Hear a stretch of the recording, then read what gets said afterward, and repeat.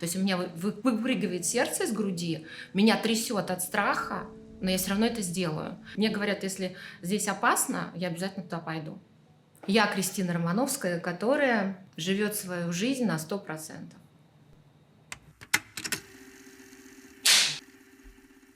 Я очень люблю вызовы. Это моя внутренняя потребность, состояние страха. Меня это бодрит и дает очень много энергии. Когда я иду в этот страх, это всегда какое-то открытие, неожиданное себя и много каких-то новых возможностей всегда. Что как только чувствуешь страх, надо его идентифицировать, понять, что это страх, и сказать, что ты сейчас отказываешься от этого поступка, от этого шага, от этого решения, потому что ты боишься, или потому что так на самом деле надо. Если ты отвечаешь себе на вопрос, что да, я боюсь, значит, надо точно туда пойти, потому что это то, куда тебе нужно сейчас. Смотрю на всех вас и люблю, и никто меня не бесит. Какая же я же проработанная! Как же я себя люблю и принимаю.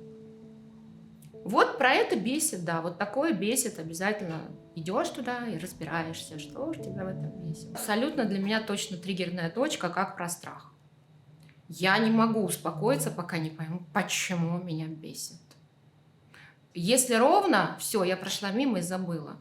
Никаких эмоций человек не вызывает. А если бесит, все, я думаю, что же меня бесит в этом человеке? Что же меня бесит во мне? Я должна понять, потому что как только я пойму, что меня бесит в этом человеке, я приму какую-то свою непринятую часть. Сейчас кого ни плюнь, везде эзотерик. Ну, реально. Вот. И вам и медитации такая-сякая, и ретриты, и тренинги, и разные инструментов очень много. Каждый человек всегда может подобрать что-то свое. Но изначально это состояние. То есть, я больше работаю, стараюсь состоянием. Мне важно жить в согласии с самой собой и в согласии с окружающим миром. Но что касается мнения окружающих, если мне было важно, по сути, оно влияло бы на мое решение, то бы я бы не была там, где я сейчас есть, потому что то, что я сделала, и то, что я продолжаю делать, не похоже на то, к чему привыкли большинство людей. Был очень сложный период, из которого я долго выкарабкивалась, долго. Самый эффективный способ проснуться – это почти умереть. То есть это когда ты либо теряешь здоровье, либо теряешь вообще все, и такой понимаешь, что если ты сейчас не вытащишься, как Мюнхгаузен, там, из болота за косу, ты просто сдохнешь. И это истинная правда. Это то, что большинство людей направляет на путь истины. Я находила наставников, я находила какие-то инструменты, которые помогали мне познать себя. Конечно же, одна бы я это не сделала. Но в любом случае, сколько бы ни было вокруг помощников, самый главный труд – это на человеке самом. Если у него есть желание жить, тогда помогут. А если перекладывать ответственность на наставников, тогда никакого результата не будет. Проявляться.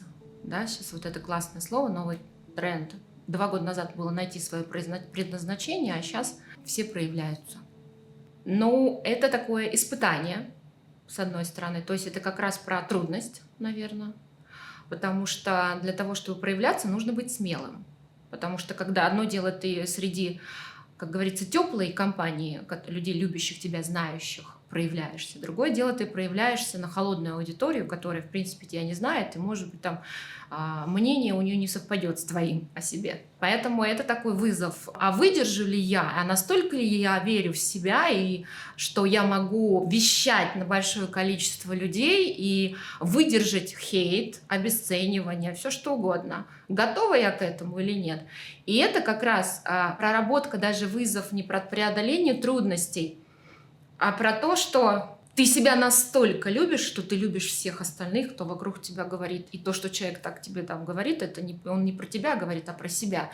И вот это единение и одновременно умение распознать, твое это или не твое, это очень крутой опыт для познания себя. То есть это очередной способ самопознания.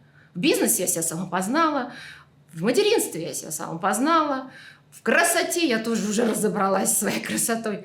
А вот что дальше? И вот здесь я вижу очень много потенциала для своего исследования себя. Это огромное поле. Мое замужество, 20-летнее, я, наверное, назову опытом научиться служить. У меня даже дверь в туалет не закрывалась, когда я была там. Хэштег «Я ж мать». Вот, а сейчас я такая, значит так, телефон с 12 до 9 у меня не звонит. Если тебе что-то нужно мне написать, пиши в заметке, в 9 утра пришлешь. Потому что я была очень преданной женой, я была очень, я и есть очень любящая мама, которая посвящала всю свою жизнь своим детям и семье. Я очень преданная дочь, и мне кажется, этот опыт мне очень хорошо помог понять многие вещи, разобраться со своим таким одним из самых фундаментальных грехов — это гордыня. Я благодаря этому опыту научилась много понимать и видеть, что позволило мне прийти к тому, что сейчас есть. Потому что я все равно, несмотря на огромное количество ответственности, я бы сказала, даже власти и влияния, я знаю, что я все равно остаюсь сама собой. Каждый из нас конкретно отдельная, уникальная личность, у которой есть свои границы, и которая эти границы очень умеет отстаивать. Я думаю, подобную характеристику каждый родитель, если хочет вырастить современного человека или человека будущего, должен своему ребенку дать обязательно. Иначе личность вырастить можно, если только уважать его границы. Сейчас мы стараемся чаще ездить отдыхать вместе, именно вместе, поскольку мы все такие непростые. Отдых я стараюсь организовать так, чтобы у всех была возможность побыть в одиночестве. То есть мы встречаемся, когда хотим, но и в то же время разбегаемся по своим углам и не мешаем друг другу, если хочется побыть одному. Взять и сделать шаг в неизведанное, когда ты вдруг принимаешь ответственность не только за себя, а я прекрасно понимала, что и дети будут со мной, и еще за 3 человек, как минимум, взять и туда шагнуть, не имея никакого опыта, это было страшно. Всегда классно, когда кто-то уходит. Мне всегда интересно, а кто же придет. Это правда. То есть это настолько круто, что и этот период закончился. Уже? Опять? Класс. Значит, будет что-то новенькое. Или кто-то новый войдет в жизнь. Традиция про честность и про чувство собственного достоинства — это у нас в крови, у всех. То есть это то, что мне родители внушали всегда. И то, как они трудились, и то, как они жили, это был как раз пример того, как жить и трудиться мне. И по-другому я, в принципе, уже не могу. И дети мои, я надеюсь, тоже уже, беря пример с меня, будут такими же. И я считаю, что это основополагающая ценность, оттуда растут все ноги. Потому что дороже чувства собственного достоинства нет ничего. Никакие деньги это никогда не заменят. Меня жутко бесило то, что мое окружение продолжало жить свою жизнь привычную в Москве, встречаться, ходить в рестораны, в театры, в кино, веселиться. А мне приходилось спать по 4 часа в сутки. Просто с какой-то космической скоростью в моем поле начали появляться новые инструменты, и скорость моей трансформации увеличилась до космических. Психика не успевала. То есть жизнь менялась вокруг меня, а психика, она такая, в принципе, что? Просто меня просто трясло. Управлять бизнесом в сельском хозяйстве тяжело и трудно, потому что такая парадигма в голове у людей, и у меня в том числе, она была от моих родителей. То есть сельское хозяйство — рабский бизнес. Там тяжело работать, там трудно зарабатывать.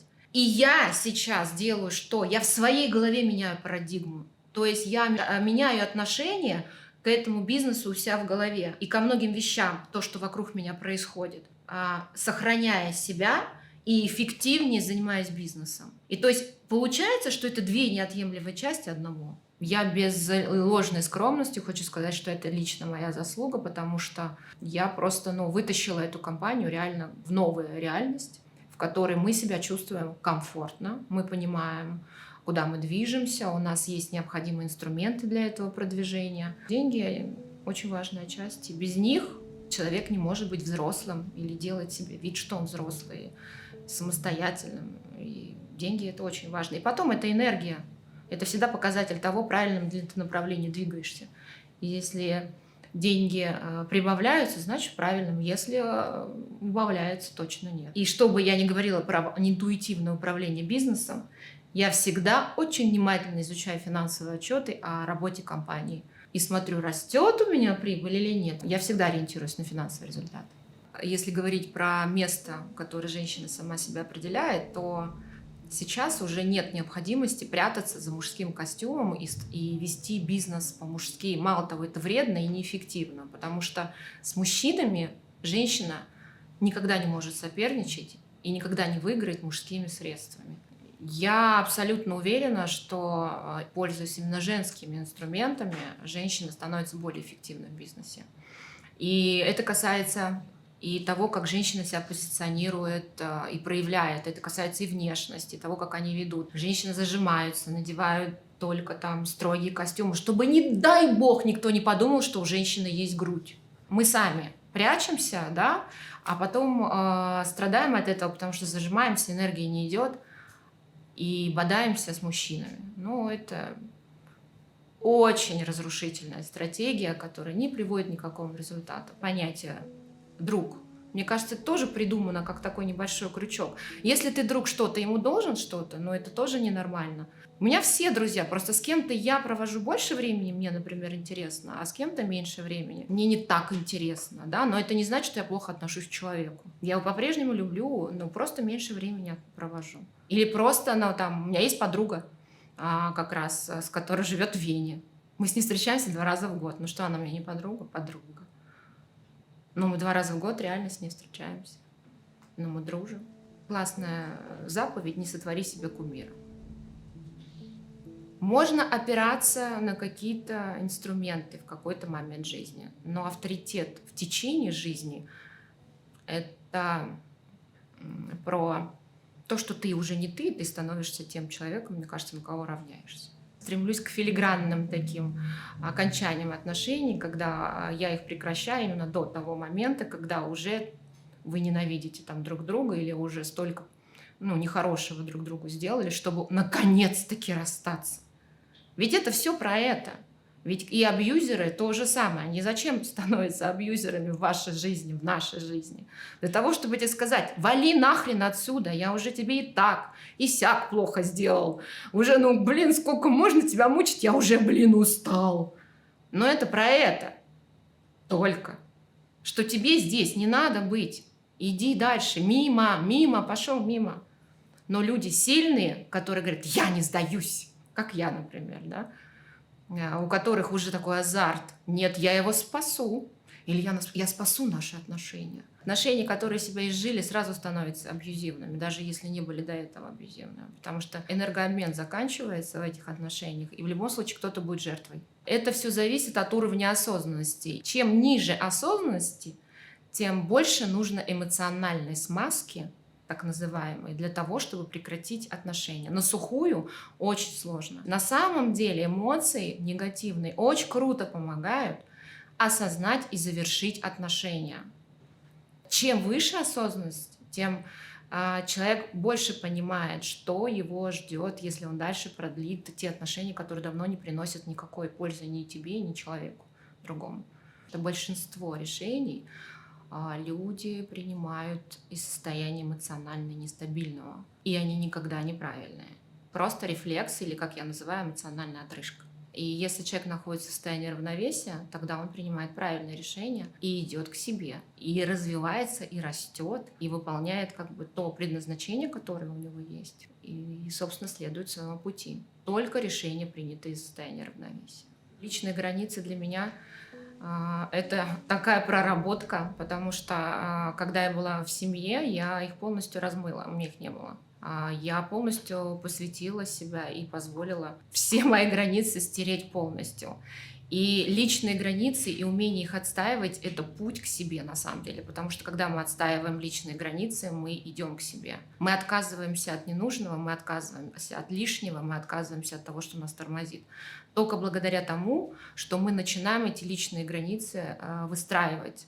И это не про личные границы, это, наверное, про то, что опыт по отстаиванию личных границ создает вектор, по которому легче идти. И этот путь, он как бы становится более ясным и понятным. То есть ты не петляешь вокруг этой дороги, наступая не на нужный путь и тратя на это время, а четко понимая, что люди, которые обесценивают и унижают, я благодарна им за то, что они помогают мне найти свой путь. Ситуации, которые передо мной закрываются какие-то двери, они помогают мне найти мою дверь. Только сейчас я это начинаю четко осознавать. И всегда с благодарностью отношусь к людям, которые уходят сами из моей жизни, потому что я не трачу время на то, чтобы и силы на то, чтобы их убирать, когда понимаю сама быстрее, чем они что-то. Поэтому личные границы — это вообще один из самых эффективных инструментов увидеть свой путь и идти по нему быстрее. И я только так к этому отношусь сейчас. Я никогда ничего не планирую, я стараюсь жить в моменте и выбирать только то, что мне нравится, и таким образом двигаться по жизни. И я люблю сюрпризы, которые мне преподносит Вселенная.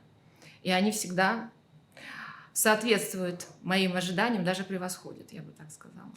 Я еще в детстве лежала на ковре, пальчиком вырисовывала круги и мечтала о том, что у меня будет большой красивый дом, полная чаша. И я такая в платье от Dior, исключительно. И куча детей вокруг. И кругом цветы, цветы, цветы. О том, чтобы глаз стал видеть. Сейчас мечтаю. Мечтаю о новых съемках. Уже. Мечтаю снять фильм по книге своей. Потому что раньше я мечтала о книге. Книгу уже пишу. Следующий фильм. Мечтаю, чтобы всегда было что хотеть. Не сомневаться. Ни в чем. Даже если кажется, что поступили неправильно, все равно не сомневаться, потому что это точно то, что нужно было сделать в данный момент. И точно во благо. Все. Сомнения это рождают хаос. И забирают очень много энергии. А все равно ничего изменить нельзя. Вот. Так что не надо сомневаться в себе. Единственное, зачем мы здесь, это ради самопознания, самосовершенствования. Все. И у всех одно единственное предназначение. Все остальное просто проявление в данной реальности.